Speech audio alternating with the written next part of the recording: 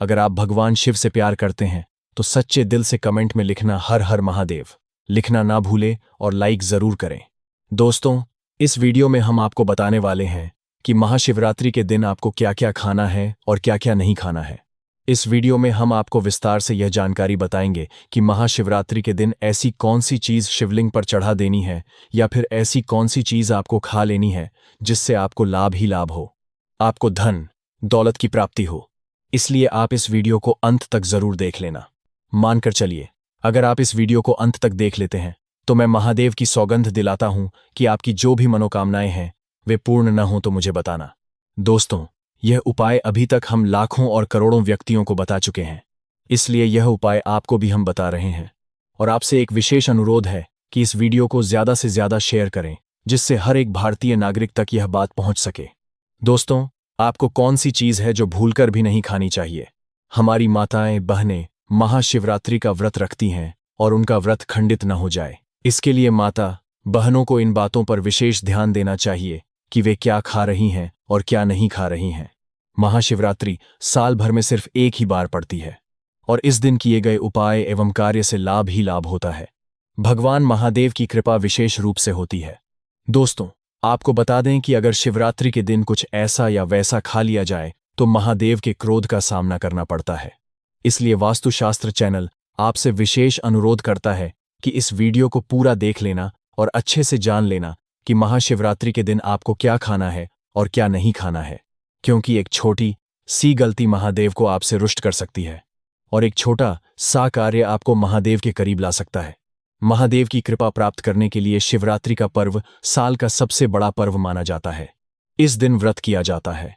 दोस्तों, यह साल भर का सबसे बड़ा पर्व होता है महादेव को प्रसन्न करने का, और इस दिन हम आपको विशेष रूप से बताएंगे कि महाशिवरात्रि के दिन आपको कौन सी चीज अवश्य खानी है और कौन सी चीज भूलकर भी नहीं खानी है, जिससे आपको महादेव की कृपा ही कृपा प्राप्त हो और आपकी हर एक मनोकामना इस दिन पूर्ण हो। दोस्तों, इस वीडियो में हम यह भी बताएंगे कि शिवरात्रि के दिन महादेव पर ऐसी कौन सी वस्तु चढ़ा देने से लाभ ही लाभ होगा। दोस्तों, वीडियो को पूरा देख लेना, क्योंकि अंत में मैं आपको एक ऐसा महा उपाय बताने वाला हूं और व्रत में आपको क्या खाना है और क्या नहीं खाना है यह भी बताया जाएगा। दोस्तों, महाशिवरात्रि 2026 में इस साल 15 फरवरी को मनाई जाएगी। दोस्तों, इस खास मौके पर पूरे देश में भगवान शिव जी के मंदिरों में भीड़ लगेगी। कई लोग इस पावन अवसर पर भगवान शिव जी को प्रसन्न करने के लिए उपवास रखते हैं। उपवास रखने से मन को शांति मिलती है। अगर आप भी इस खास अवसर पर व्रत रखने वाले हैं तो क्या खाना चाहिए और क्या नहीं खाना चाहिए इसके बारे में विस्तार से बताएंगे। आइए जानते हैं शिवरात्रि पर क्या खाएं और क्या ना खाएं। शिवरात्रि के व्रत में क्या ना खाएं। दोस्तों, इस वीडियो के अंत में मैं आपको यह भी बताऊंगा कि आप महादेव पर ऐसी कौन सी चीज चढ़ा देते हैं जिससे महादेव आपसे सबसे जल्दी प्रसन्न हो जाते हैं और मनोवांछित फल प्रदान करते हैं। आइए जानते हैं दोस्तों। चाहे कुछ भी हो जाए, महाशिवरात्रि के दिन मांस मदिरा का सेवन गलती से भी मत करना, नहीं तो आपके साथ कुछ भी हो सकता है। महाशिवरात्रि के दिन देर तक कभी न सोएं, इससे आपका भाग्य बिगड़ सकता है। भगवान भोलेनाथ क्रोधित हो सकते हैं। अगर आप भगवान भोलेनाथ को प्रसन्न करना चाहते हैं तो इस दिन काले कपड़े भूलकर भी न पहने। इस दिन जितना ज्यादा हो सके भगवा रंग या लाल रंग के कपड़े ही पहने। यह बहुत ही शुभ और मंगलकारी माना जाता है। इस दिन गलती से भी पति पत्नी शारीरिक संबंध भूलकर भी न बनाएं, अन्यथा भगवान भोलेनाथ के क्रोध का सामना करना पड़ सकता है। इस दिन जितना ज्यादा हो सके दान करें। भगवान भोलेनाथ को अगर खुश करना है तो यह बातें गांठ बांध लें। दोस्तों, यह पाप कभी भी कर सकता है। भगवान भोलेनाथ अत्यंत क्रोधित हो सकते हैं, जान लीजिए, नहीं तो आपके व्रत रखने का कोई भी फायदा नहीं होगा। तो चलिए जानते हैं दोस्तों। नंबर 1, तुलसी। पौराणिक कथाओं के मुताबिक तुलसी को माता लक्ष्मी जी का स्वरूप माना जाता है। माता लक्ष्मी जी भगवान विष्णु जी की पत्नी है। भगवान विष्णु शालिग्राम की पूजा में ही तुलसी का प्रयोग किया जाता है। ऐसे में शिवलिंग पर तुलसी का प्रयोग वर्जित है। यह आपको पाप का भागीदार बना सकता है। ऐसा अनर्थ कभी मत करना। नंबर 2, सिंदूर। सिंदूर एक प्रकार से श्रृंगार की वस्तु है जो सभी देवियों को चढ़ाई जाती है, परंतु भगवान भोलेनाथ बैरागी हैं और महाकाल हैं, इसलिए उन्हें सिंदूर नहीं चढ़ाया जाता है। ऐसा पाप आप कभी भी मत करना। नंबर 3, शिवरात्रि के पावन अवसर पर जितना ज्यादा हो सके आपको भगवा रंग पहनना चाहिए। भगवान भोलेनाथ अति प्रसन्न होते हैं। इस दिन काले कपड़े पहनने से बचना चाहिए। और मंदिर में काले वस्त्र पहनकर कभी प्रवेश न करें। नंबर 4 हल्दी। सभी देवी देवताओं की पूजा में हल्दी का उपयोग किया जाता है, लेकिन कुछ का मानना है कि विनाश के देवता भगवान भोलेनाथ जी को हल्दी अर्पित नहीं करनी चाहिए, क्योंकि हल्दी सौभाग्य का प्रतीक है। नंबर 5 केतकी के फूल। पौराणिक कथाओं के मुताबिक केतकी के फूल भी शिवलिंग पर नहीं चढ़ाने चाहिए, क्योंकि एक बार केतकी के फूल ने भगवान ब्रह्मा का झूठ में साथ दिया था। यह बात जानकर भगवान भोलेनाथ ने क्रोध में आकर केतकी के फूल को वर्जित कर दिया। नंबर 6 नारियल पानी। पौराणिक मान्यताओं के अनुसार ऐसा कहा जाता है कि शिवलिंग पर नारियल पानी नहीं चढ़ाना चाहिए, क्योंकि यह शुभ नहीं माना जाता है। नंबर 7 शंख जल। भगवान भोलेनाथ ने शंखचूर्ण नाम के असुर का वध किया था। शंख को उसी असुर का प्रतीक माना जाता है जो भगवान विष्णु का भक्त था, इसलिए विष्णु भगवान की पूजा शंख से होती है, शिव की नहीं। यह भगवान विष्णु के मैल से उत्पन्न हुआ था, ऐसा माना जाता है, इसलिए इसे भगवान भोलेनाथ को नहीं अर्पित किया जाना चाहिए। नंबर 8 अक्षत। भगवान भोलेनाथ को अक्षत यानी साबुत चावल अर्पित किए जाने के बारे में शास्त्रों में लिखा है। टूटा हुआ चावल अपूर्ण और अशुद्ध होता है, इसलिए यह भगवान भोलेनाथ को नहीं चढ़ता। आप ऐसा अनर्थ मत करना। चावल चढ़ाने से पहले ध्यान से देख लें कि कहीं चावल टूटा हुआ ना हो। खास तौर से शिवरात्रि पर यह चीजें भगवान भोलेनाथ को चढ़ाने से व्यक्ति का भाग्य चमक उठता है। नंबर 9 गन्ना। भगवान भोलेनाथ गन्ना से अति प्रसन्न होते हैं, तो चलिए जानते हैं। शास्त्रों में इसे बहुत ही पवित्र माना गया है। प्रेम के देवता कामदेव का धनुष गन्ने से बना है।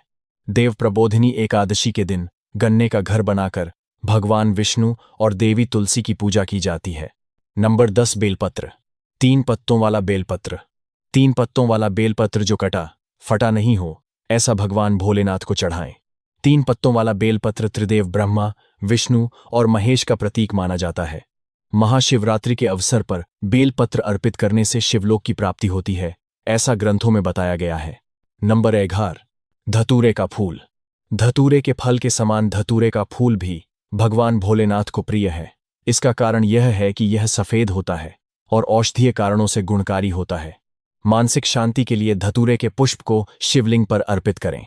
नंबर 12 चांदी के नाग नागिन का जोड़ा।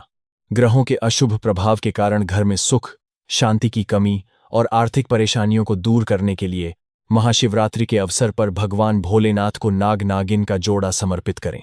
इससे कालसर्प और नाग दोष समाप्त होता है। नंबर 13 धतूरा। भांग की तरह धतूरा भी एक जड़ी बूटी है। भगवान भोलेनाथ के सिर पर चढ़े विष के प्रभाव को दूर करने के लिए धतूरे का प्रयोग भी किया गया था, इसीलिए भगवान भोलेनाथ को धतूरा भी प्रिय है। महाशिवरात्रि के अवसर पर शिवलिंग पर धतूरा अर्पित करें, इससे शत्रुओं का भय दूर होता है, साथ ही धन संबंधी मामलों में उन्नति होती है।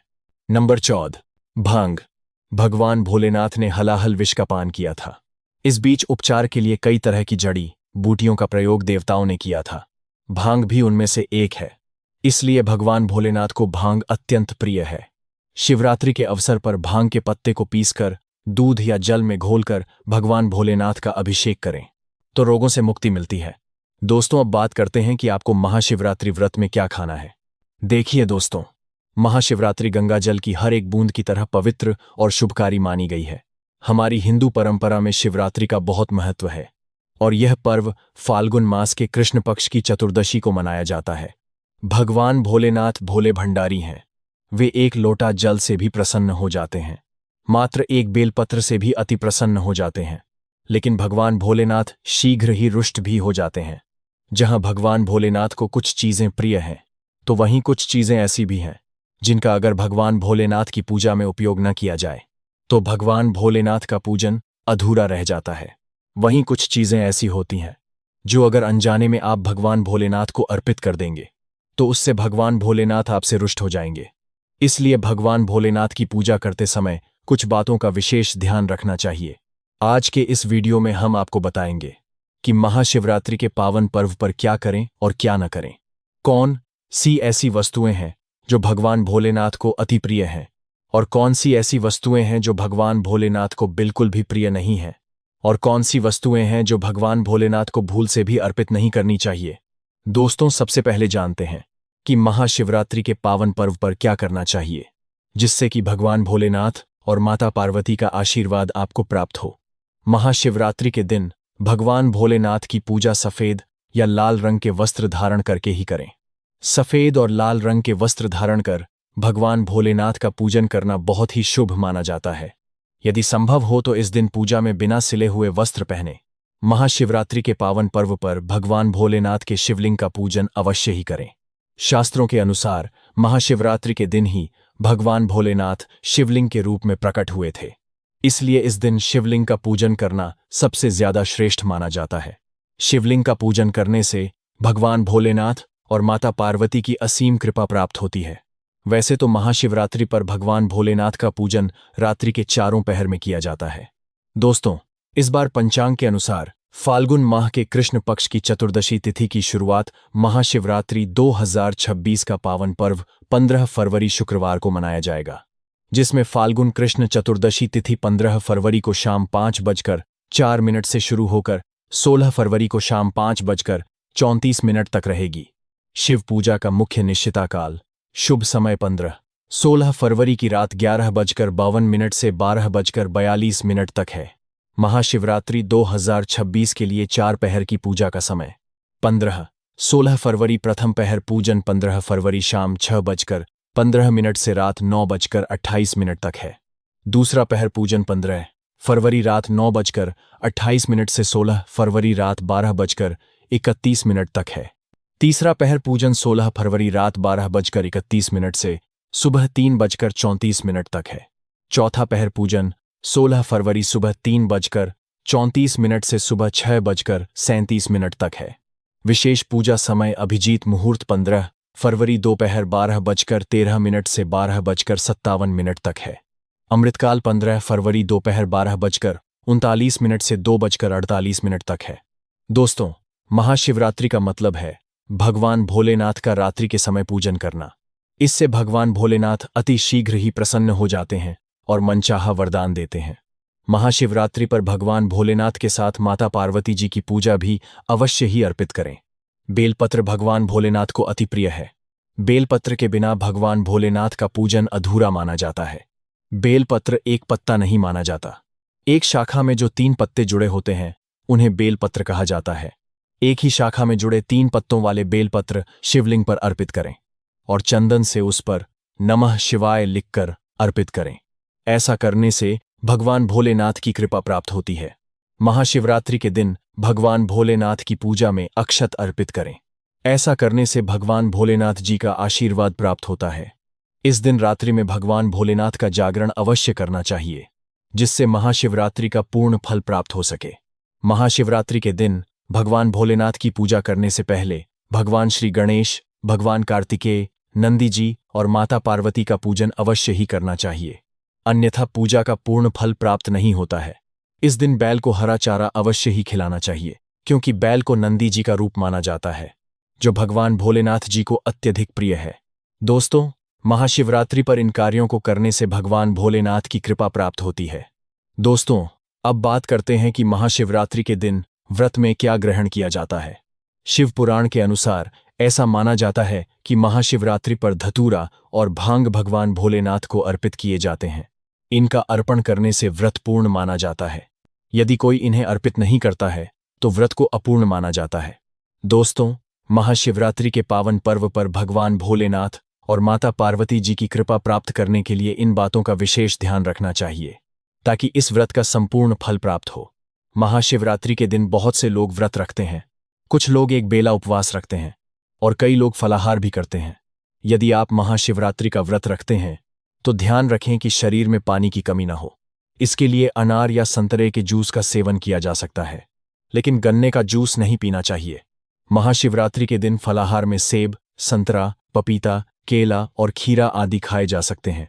दोस्तों, सच्चे दिल से कमेंट बॉक्स में लिखें हर हर महादेव।